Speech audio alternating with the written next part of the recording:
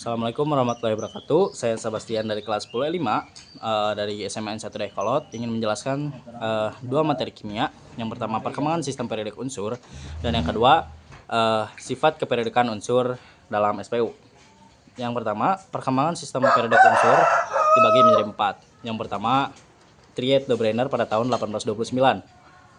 Jadi de Brenner itu nemuin kalau beberapa unsur bisa dikelompokkan jadi tiga disebut triet karena punya sifat kimia yang mirip dan berat atom unsur tengah hampir sama dengan rata-rata berat atom dua unsur di pinggirnya. Contohnya kalsium, strontium, dan barium.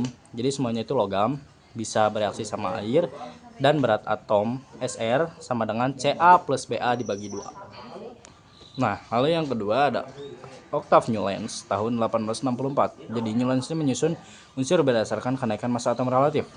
Dan dia sadar kalau setiap unsur ke-8 punya sifat mirip dengan unsur pertama, kayak pola nada musik. Makanya disebut hukum oktav. Oktav itu 8 nada. Masalahnya, teorinya itu cuma cocok buat unsur ringan karena unsur berat belum banyak ditemukan waktu itu. Contohnya unsur ke-1 litium, unsur ke-8 natrium, sifatnya mirip, sama-sama logam alkali. Aduh, kegeser cok. Nah, yang ketiga itu ada sistem periodik Mendeleev pada tahun 1869. Jadi Mendeleev ini nyusun unsur berdasarkan kenaikan massa atom. Tapi dia lebih pintar karena dia nyadar ada beberapa unsur yang belum ditemukan. Jadi dia sengaja ninggalin ruang kosong dan memprediksi sifat unsur yang bakal ngisi ruang itu nanti. Jadi misalkan apa tuh? 1 sampai 50 massa atom relatif. Nah, dia itu memprediksikan bahwa misalkan si 45 sama 42-nya itu belum ketemu dan dia memprediksikan bahwa 45 dan 42 itu bakal ada nanti. Jadi dia sengaja ninggalin ruang kosong itu.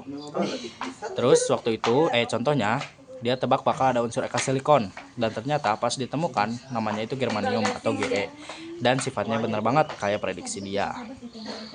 Nah, yang keempat itu ada sistem periodik modern atau disebut Moseley tahun 1913.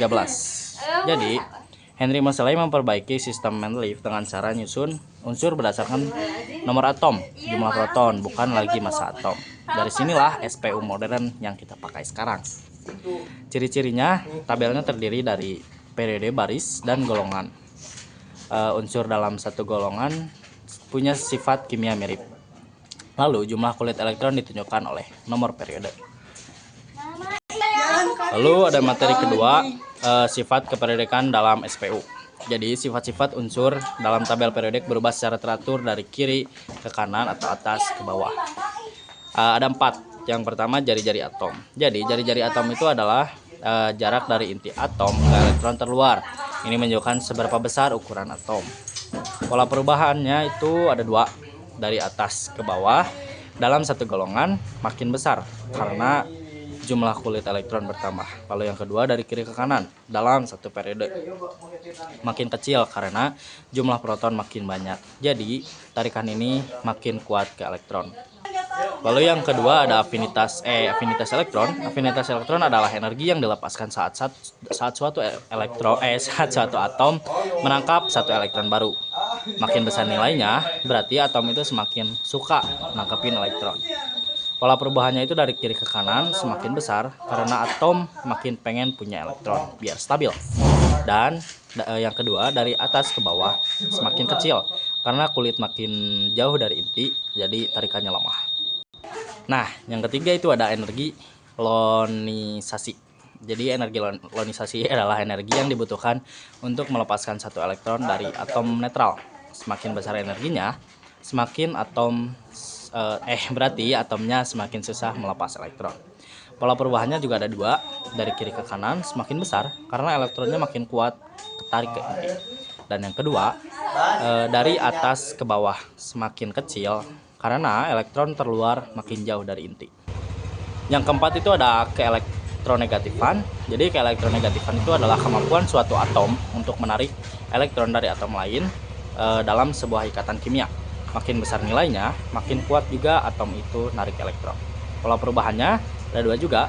Dari kiri ke kanan semakin besar, dari atas ke bawah semakin kecil. Unsur paling elektronegatif yaitu fluorin. Lambangnya F. Mungkin sekian saja dari penjelasan saya tentang dua materi kimia ini. Kalau ada salah kata, saya minta perminta maafannya dan minta koreksi juga. Mungkin cukup sekian. Terima kasih. Wassalamualaikum warahmatullahi wabarakatuh.